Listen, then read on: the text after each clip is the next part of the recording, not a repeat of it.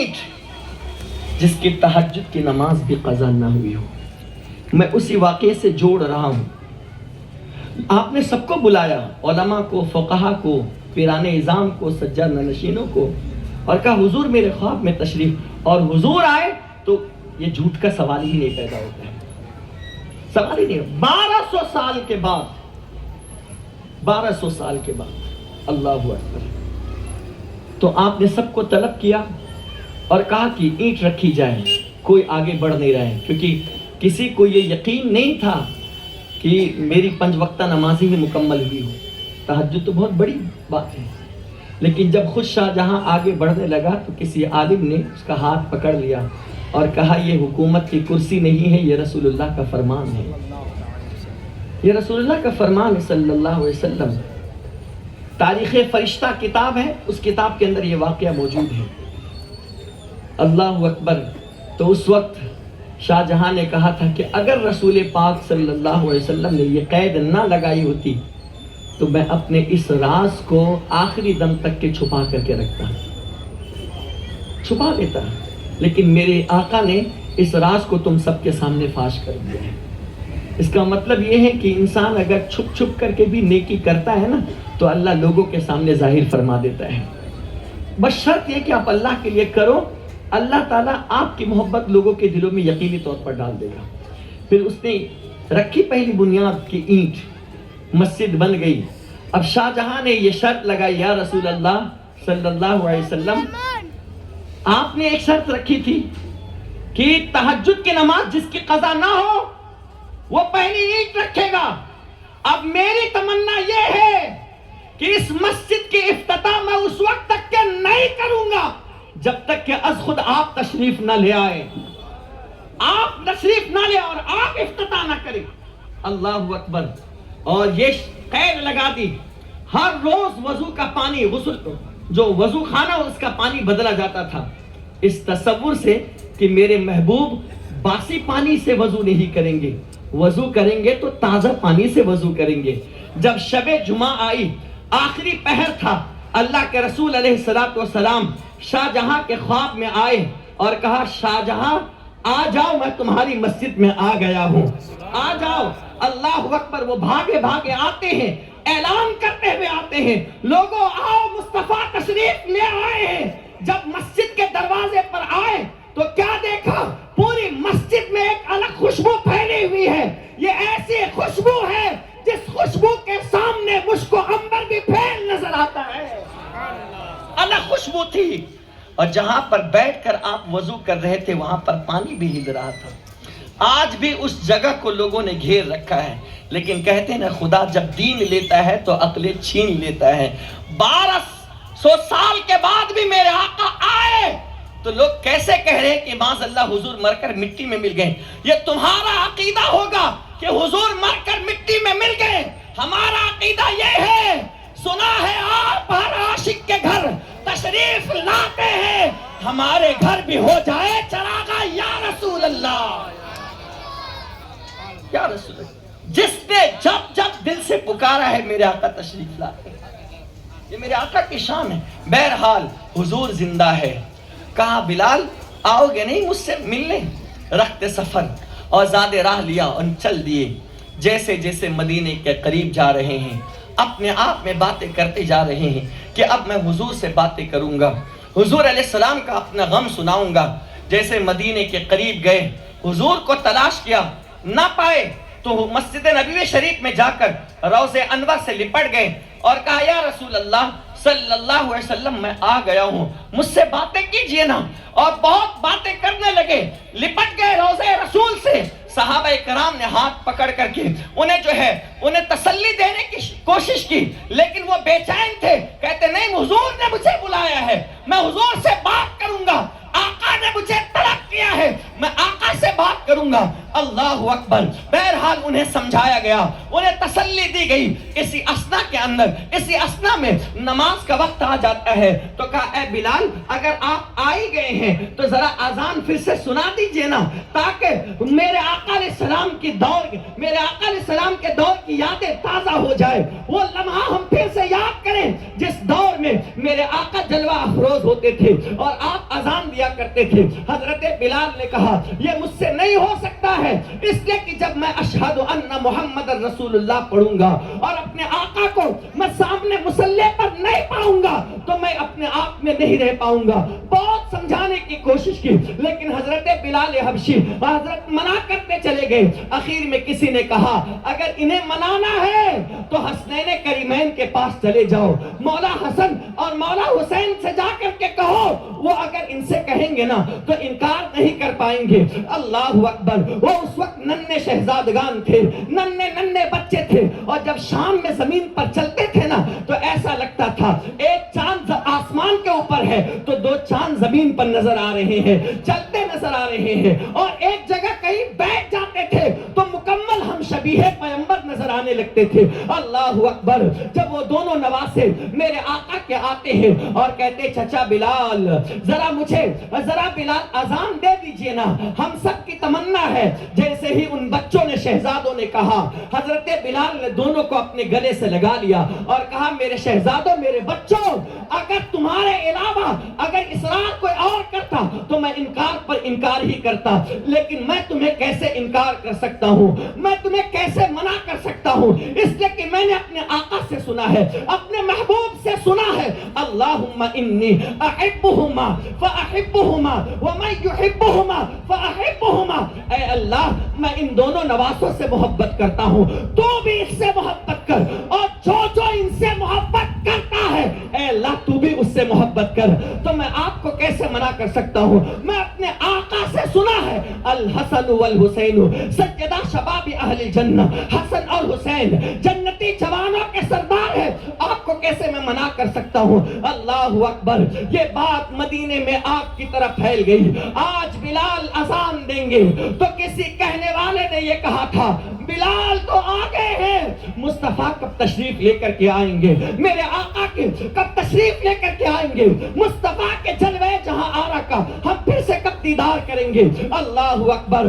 الحاصل یہ کہ عورتیں اپنے گھر سے نکل آئی مسجد نبوی میں, اور لوگ جو کھیتوں میں کام کر رہے تھے وہ سارے کے سارے لوگ اپنے سامان کو کھیت میں ہی چھوڑ دیا اور مدینہ طیبہ میں آ گئے, مسجد نبوی شریف میں آ گئے. مسجد کھچا کچ بھر گئی. ایسا لگتا تھا کہ ایک طرف بلال آئے ہیں, ایک طرف مصطفیٰ آئے ہیں, ایک طرف بلال کی آواز سننے کو ملے گی, دوسرے طرف مصطفیٰ کا چہرہ دیکھنے کو ملے گا. ایک طرف بلال اقامت عطا کریں گے تو دوسری طرف مصطفیٰ نماز پڑھائیں گے. ایک طرف اللہ اکبر اقامت میں اللہ اکبر کی صدائیں بلال لگائیں گے تو دوسری طرف اللہ اکبر کہہ کر مصطفیٰ جان رحمت نماز قائم کریں گے. لیکن اللہ اکبر, حضرت بلال کھڑے ہیں, مصلی بچھا دیا گیا جہاں میرے آقا بیٹھتے تھے, صحابہ کرام بیٹھے ہوئے ہیں, اور جیسے ہی اللہ اکبر کی صدائیں لگائی سب کی کیفیت بدل گئی. اشہد ان لا الہ الا اللہ پر پہنچے,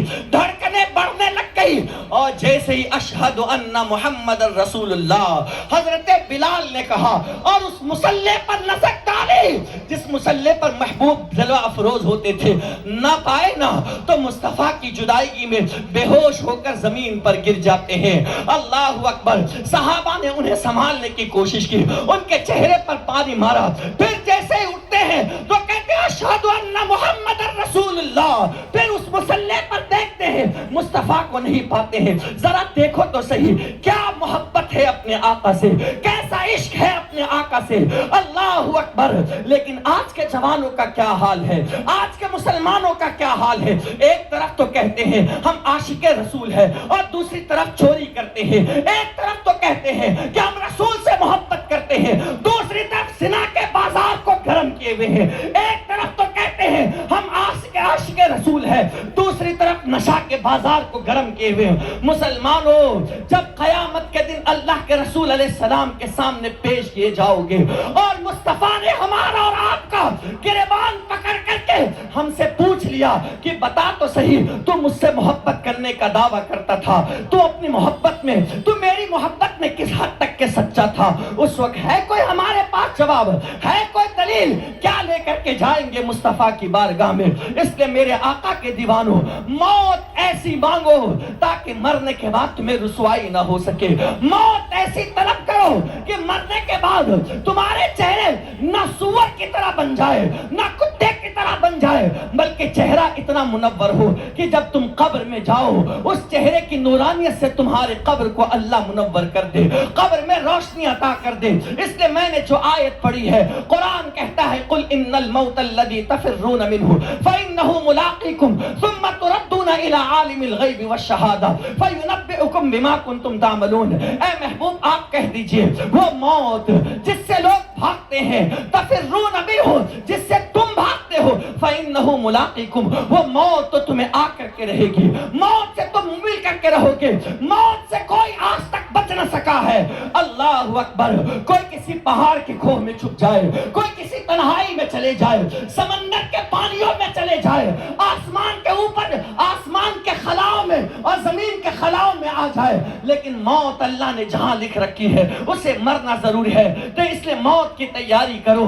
قبر کے حالات کتنے خطرناک ہیں کیا تمہیں پتا نہیں؟ ایک حدیث سناتا ہوں حضرت کی موجودگی میں، امام عشق و محبت سیدی سرکار اعلیٰ حضرت نے اس حدیث کو الہادی کاف فی حکم سیاق کے اندر لکھا ہے، دوسری کتاب روحوں کی دنیا میں لکھا ہے۔ حضرت مولا علی شیر خدا کرم اللہ تعالی وجہ الکریم جب قبرستان تشریف لے کر کے جاتے ہیں تو آپ سلام کرتے ہیں قبر والوں سے، السلام علیکم یا اہل القبور انتم لنا سلف و انا انشاء اللہ بکم لاحقون۔ اے قبر والو تم پر سلامتی ہو، تم ہم سے پہلے آ گئے ہو اور انشاءاللہ اللہ نے چاہا تو ان قریب ہم تم سے ملنے والے ہیں۔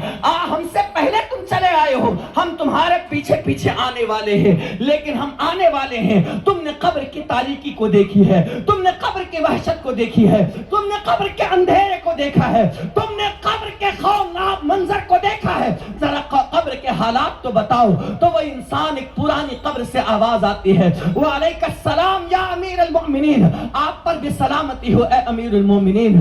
آپ ہمارے سے ہمارے قبر کے بارے میں کیا پوچھتے ہیں؟ پہلے ہمارے گھر کے بارے میں تو بتائیے۔ تو اس وقت حضرت مولا علی نے فرمایا تم اپنے گھر کے بارے میں کیا سوال کرتے ہو؟ آج تمہاری جو بیوی تھی آج وہ کسی اور کے نکاح میں ہے، تمہارے جو بچے تھے وہ کسی اور کے ساتھ زندگی گزار رہے ہیں، جو تمہارا گھر تھا جس کو تم نے کمایا ہوا تھا آج اس گھر پر کسی اور کا قبضہ ہے، جس پیسے کے لیے تم تگ و دو کرتے تھے وہ پیسہ کسی اور کے ہاتھ میں چلا گیا۔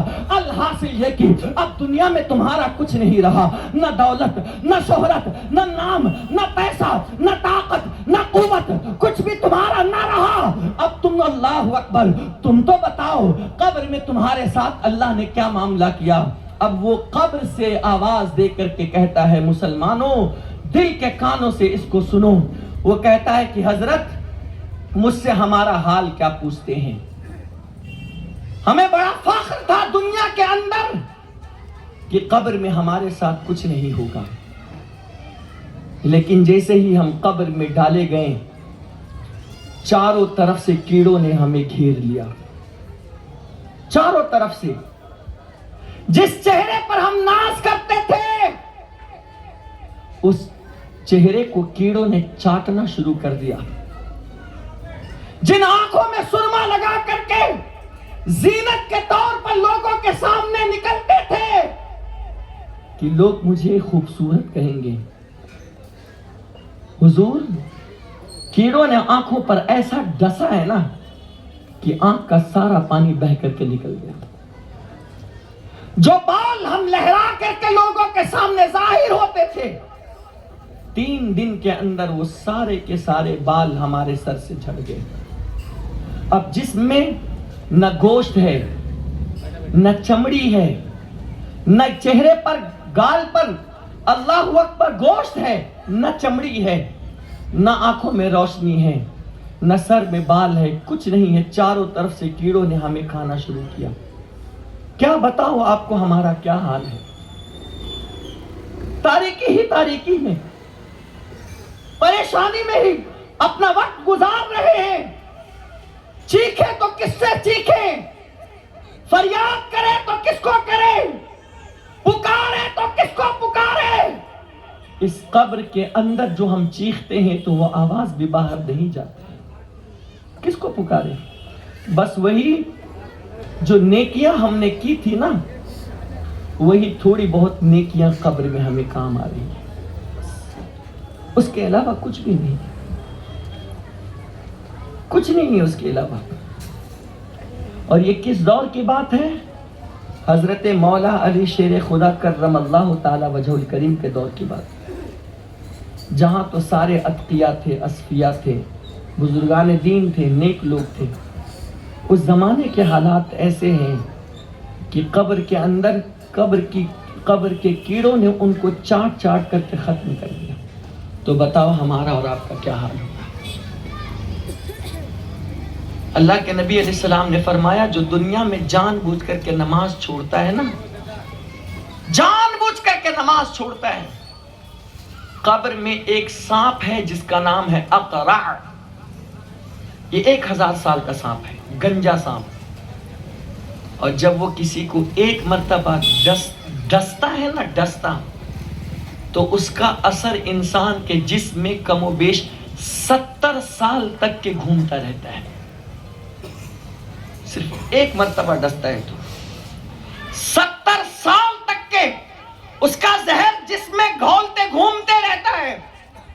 دنیا میں اگر کوئی سگریٹ جلا کر کے تمہیں چٹکا دے دے نا, تو اس چٹکے کو برداشت نہیں کر سکتے ہو. دنیا کا معمولی سا سانپ اگر تم کو کاٹ لینا تو تم برداشت نہیں کر سکتے ہو. اور میری ماں اور بہنوں کو جس کمرے میں رکھ دو اور ایک چھچندر کیا, ایک کاکروچ رکھ دو, تو اس کے ڈر سے, اس کی وحشت سے آدھا دم نکلنے لگے. جب دنیا میں ان چیزوں کو ہم برداشت نہیں کر سکتے ہیں, تو کیا قبر کے اس سانپ کو برداشت کر سکتے ہیں؟ ہے ہم میں اتنی طاقت؟ ہے ہم میں اتنی قوت؟ جب نہیں ہے تو اس قبر کے لیے کیا کیا ہے؟ دنیا میں رہنے کے لیے تو اچھے سے اچھا گھر بنایا, اس میں روشنی کے لیے چراغاں کی, سکون کے لیے اے سی لگائی, ٹھنڈے پن کے لیے پنکھے لگائے, اور تازہ ہوا کے لیے آپ نے کھڑکیاں کھول دی تاکہ سکون کی نیند سو سکوں, چین سے سو سکوں. لیکن اس گھر کے بارے میں آپ کو اور ہم کو یقین نہیں ہے کہ اس گھر میں کب تک کہ ہم سونے والے ہیں. لیکن وہ قبر جو ہمارا اصلی گھر ہے, جس میں کسی کو